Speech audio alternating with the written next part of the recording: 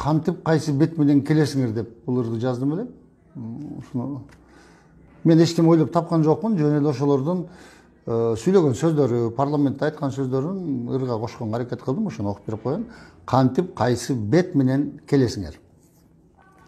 Эскирип 5 жыл айткан жомогуңар элге эртең эмне убада бересиңер. Карызга белчебизден батырдыңар, кантип кайсы бет менен келесиңер.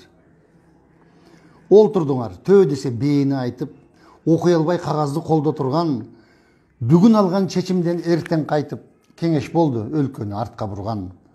Парламентке чогулуп сабатсыздар, кадыр баркын тебелеп түшүрдүңөр.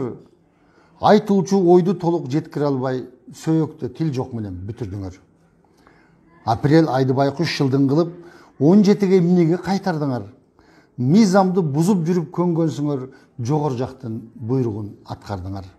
Мейли эми, жеп ичтиңер, отурдуңар, эл үчүн бир маселе чечкилечи. Байлыкка жетиш үчүн кошулдуңар, кол шилтеп саясаттан кеткилечи.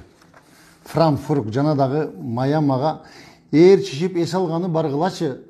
Сексалүттү жакшы үйрөнүп, шарт болсо ошояк эле калгылачы. Эл аралык маселе түзмөк турсун, эл аралык сөздү так окуй албай, 5 жыл уктап эс алдың парламентте жок дегенде бир токтом токуй албай. Корро деп такаласың, вирустардын падышасын пачак кылып, кулакка тээп, лапша илип олтурасың, ар кимиңер немеңерди качат кылып.